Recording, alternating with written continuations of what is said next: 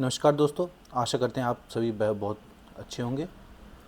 तो हम आपके लिए लेकर के आए हैं करंट अफेयर्स की टॉपिक्स, जो कि आपके तरह तरह के कॉम्पिटिटिव एग्ज़ाम्स जैसे कि UPSC, Uttarakhand PCS, Uttar Pradesh PCS and other competitive exam के लिए बहुत फ़ायदेमंद होगा। तो आज हम लेकर के आए इंडिया की रैंकिंग।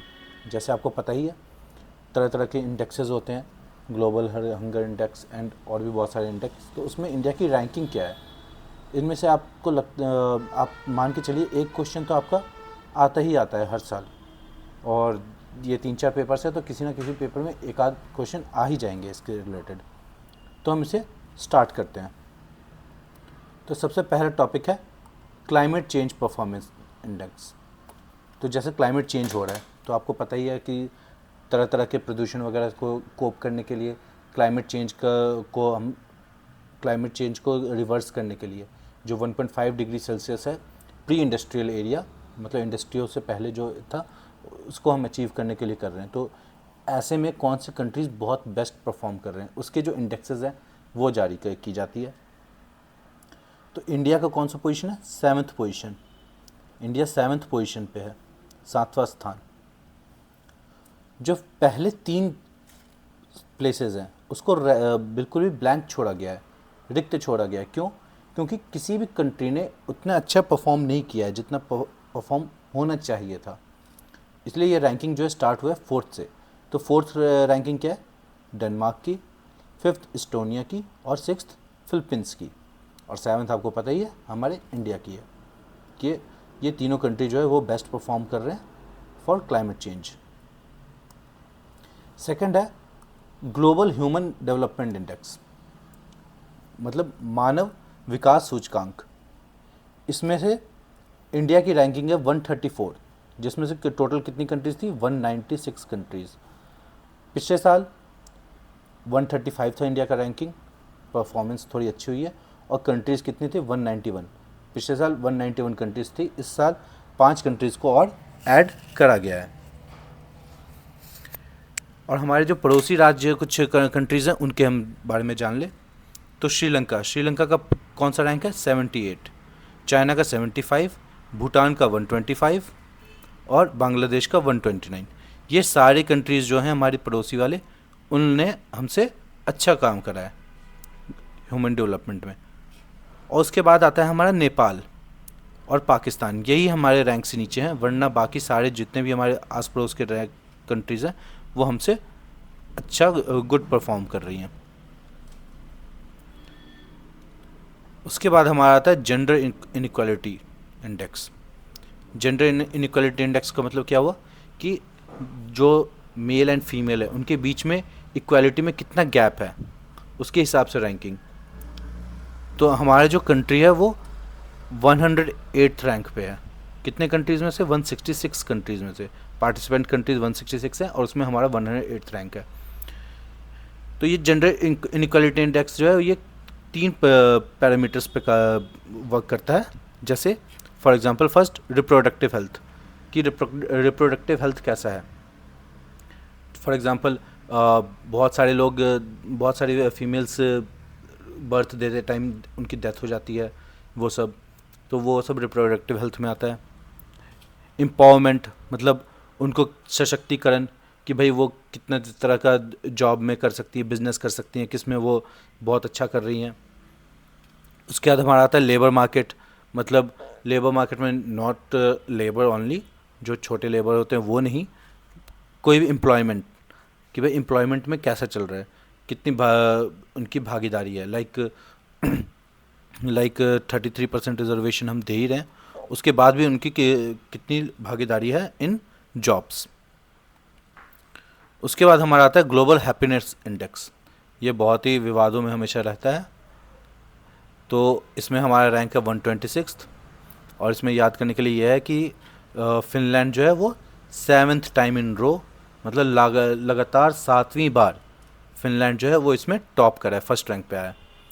और सीरिया और अफ़गानिस्तान, पता ही यहाँ पे हमेशा वॉर वगैरह चल रहे होते हैं, तो इस वजह से ये उतने अच्छे हैप्पीनेस में, उतने अच्छे इंडेक्स में नहीं आ रहे, तो इसलिए हमेशा ये लो पे हैं, लोवेस्ट रैंक पे आते हैं। उसके बाद हमारा आता है ग्लोबल हंगर इंडेक्स।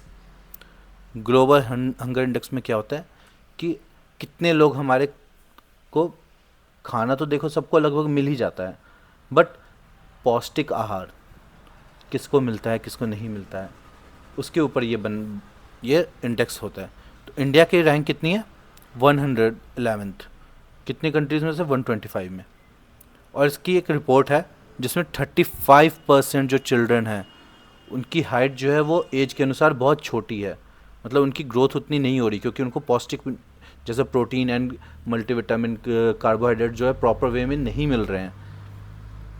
और इससे रिलेटेड एक चीज़ और है कि हमारी गवर्नमेंट ने इसको रिजेक्ट किया है, क्योंकि बोल रहे हैं कि आपके जो मेजरिंग पैरामीटर्स हैं वो अप टू वर्क नहीं है, मतलब आप जो मेजर कर रहे हो, जिन डायमेंशन पे आप काम कर रहे हो वो अप टू डेट नहीं है, जिससे हमारा रैंक जो है वो नीचे आ रहा है। हम इससे बहुत अच्छा परफॉर्म इस रैंक से बहुत अच्छा परफॉर्म हम कर रहे हैं।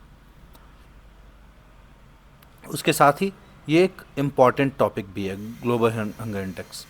इसमें सिर्फ रैंक ही नहीं, इसमें बहुत सारी चीज़ें और भी है, इसकी फाइंडिंग्स है, जैसे इस रिपोर्ट में क्या क्या मिला है, क्या क्या फाइंडिंग हुई है, वो सब चीज़ें हैं, वो इम्पॉर्टेंट है। तो वो सब हम एक नेक्स्ट वीडियो बनाएंगे, उसमें हम ये सारे टॉपिक्स को डिटेल में स्टडी करेंगे। उसके बाद एक है इंटेलेक्चुअल प्रॉपर्टी राइट। जैसे आपको पता ही है कि इंटेलेक्चुअल प्रॉपर्टीज़ क्या होती हैं, एक तरह की प्रॉपर्टीज़ है उसको बचाने की जो राइट होती है। फॉर एग्ज़ाम्पल एक कंपनी है वो एक्स प्रोडक्ट बना रही है, अब इसमें क्या वर्क है कि किसी कंट्री में इस वाले को पेटेंट मिल रखा है, तो वो इसको कॉपी नहीं कर सकती, या फिर अगर कॉपी कर रही है तो इसको पैसे मिलेंगे कॉपी करने के लिए। बट वही चीज़ है कि आप इसको बचा सकते हैं कि नहीं बचा सकते हैं कंट्री में। तो ये किसके द्वारा रिलीज़ किया जाता है? यूएस चैम्बर ऑफ कॉमर्स के द्वारा। और इंडिया की रैंक 42nd है। टॉप में है यूएस यूके। ऑब्वियस सी बात है, यूएस के जो चैम्बर है वो इसे अगर प्रोड्यूस करती है तो वो अपने आप को टॉप पे ही दिखाएगी। इसके बाद हमारा आता है हेनलेस पासपोर्ट इंडेक्स। आपको पता ही है, इसे ज़्यादा एक्सप्लेन करने की ज़रूरत नहीं है। हेनलेस पासपोर्ट इंडेक्स मतलब आप वीज़ा फ्री कितने कंट्रीज़ में ट्रैवल कर सकते हैं। तो इसमें फर्स्ट रैंक पे आए हैं France, Germany, Italy, Spain, Japan और सिंगापुर। इसमें क्या है कि ये 194 कंट्रीज़ में विदाउट वीज़ा जा सकते हैं इनके नागरिक। ऐसे ही सेकेंड रैंक पे कौन आया है? Finland, Sweden, south Korea. ये कितने कंट्रीज़ में जा सकते हैं? 193 में। इंडिया की रैंक जो है वो थोड़ी सी पहले से इम्प्रूव हुई है, पहले 84th रैंक थी, अब कितनी हो गई है? 80। और इंडिया कितने कंट्रीज़ में वीज़ा फ्री जा सकता है? 62 कंट्रीज़ में। और एक चीज़ और, इसमें लास्ट में आपके जो आते हैं वो बेसिकली ज़्यादातर अफ़गानिस्तान ही आएगा। ज़्यादातर रैंकिंग में लोएस्ट में कौन आ रहा है? अफ़गानिस्तान, क्योंकि वहाँ पे जब से यूएस ने छोड़ा है, तालिबान का राज स्टार्ट हुआ है, तब से ये दिक्कतें आ रही हैं वहाँ पे। इसके बाद हमारा आता है Stockholm International Peace Research Institute year book 2023। इसमें क्या, इसमें भी ये भी हम एक डिटेल में एक बार इसके वीडियो बनाएंगे। इसमें क्या है, कुछ फाइंडिंग्स आई है कि इंडिया और पाकिस्तान जो है उन्होंने अपने आर्सेनल जो न्यूक्लियर मिसाइल्स वगैरह होती हैं उसको बढ़ाया है 2022 में। और स्टार्टिंग में इंडिया का मेन फोकस क्या था कि हम जो भी मिसाइल बनाएंगे वो पाकिस्तान को टारगेट में रखते हुए बनाएंगे, कि इन केस अगर हम पे कल को पाकिस्तान वॉर करता है तो हम पाकिस्तान को जवाब दे सके। लेकिन अब जो इस रिसर्च में एक और चीज़ पाई गई है कि जो इंडिया ने अब न्यू मिसाइल्स बनाए हैं वो किसको टारगेट कर रहे हैं? चाइना को भी। लॉन्ग रेंज डिस्टेंस भी वो बना रहे हैं कि हम चाइना को भी कर सके, क्योंकि आपको पता है चाइना की तरफ से भी थ्रेट अब बढ़ते जा रहा है। तो इसलिए इंडिया ने चाइना को भी अब करने का टारगेट किया है। और इस रिपोर्ट के अकॉर्डिंग एक और इम्पॉर्टेंट आया कि जो ट्रांसपेरेंसी है कि किसके पास कितने आर्सेनल है वो डिक्रीज होते जा रही है। ट्रांसपेरेंसी अब ट्रांसपेरेंट नहीं रहा पहले जैसा ही है। कब से? रशिया और यूक्रेन वॉर के बाद से, क्योंकि रशिया जो है वो भी अपने न्यू मिसाइल्स क्या कर रहा है, डेवलप कर रहा है। साथ ही साथ यूएस भी डेवलप कर रहा है यूक्रेन को सपोर्ट करने के लिए। तो इस वजह से न्यू मिसाइल्स बढ़ती जा रही है और ट्रांसपेरेंसी जो है वो घटती जा रही है। इसके बाद हमारा आता है आईएमडी का। ये वो इंडियन मेट्रोलॉजिकल डिपार्टमेंट नहीं है, ये international institute of management development. इसने क्या किया, 2023 का वर्ल्ड डिजिटल कॉम्पिटिटिवनेस रैंकिंग करा है। इस रैंकिंग में क्या हुआ, इंडिया जो है वो 2 रैंक नीचे आ गया। पहले 16th पे था, अब 18th पे आ गया है। और इस रिपोर्ट के अनुसार एक चीज़ पता लगी है, जो China, Brazil, India, Indonesia and Vietnam, ये 5 कंट्रीज़ जो हैं ये 75% से भी ज़्यादा इन्वेस्ट कर रही हैं। किसमें? तो इंफ्रास्ट्रक्चर बिल्डिंग में।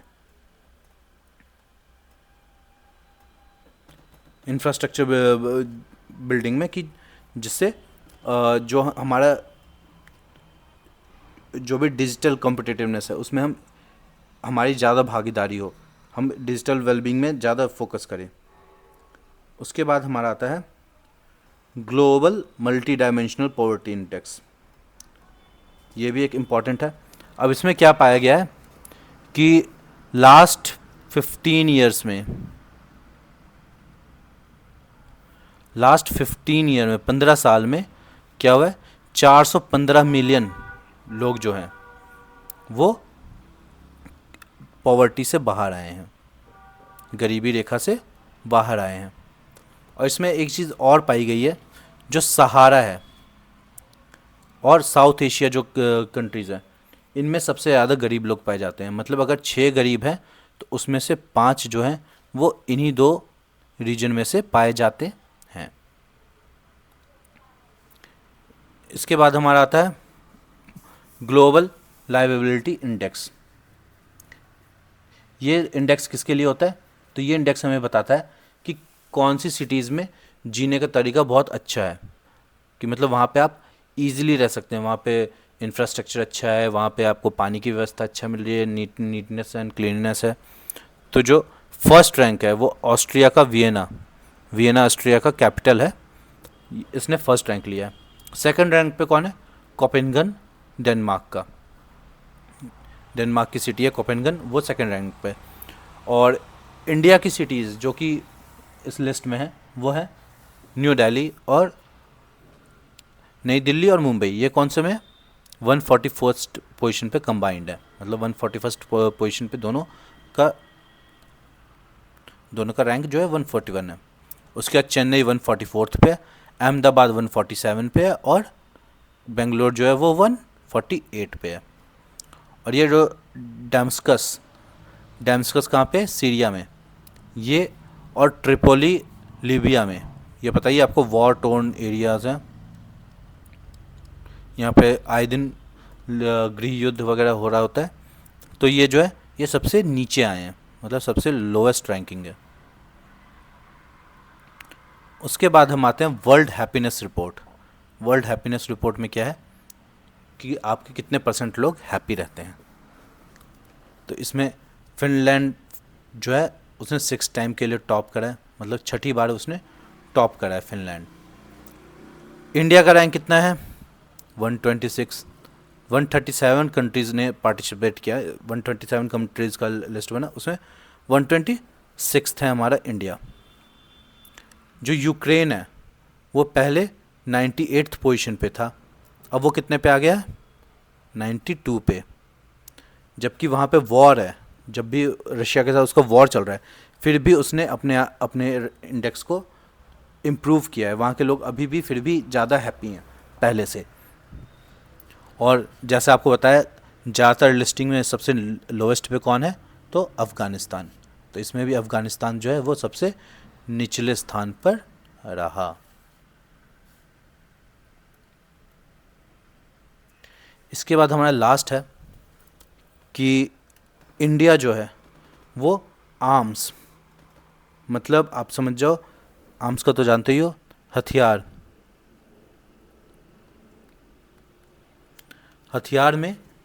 हथियार जो इंपोर्ट करना, मतलब बाहरी देशों से मंगाने में सबसे टॉप पे रहा है।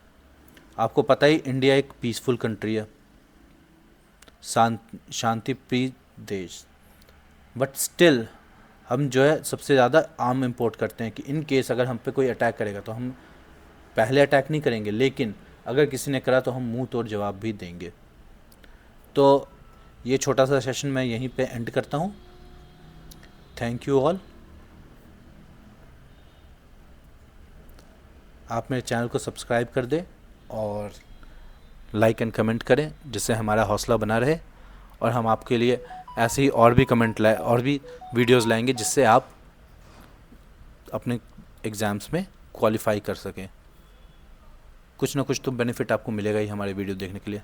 सो thank you once again and have a nice day.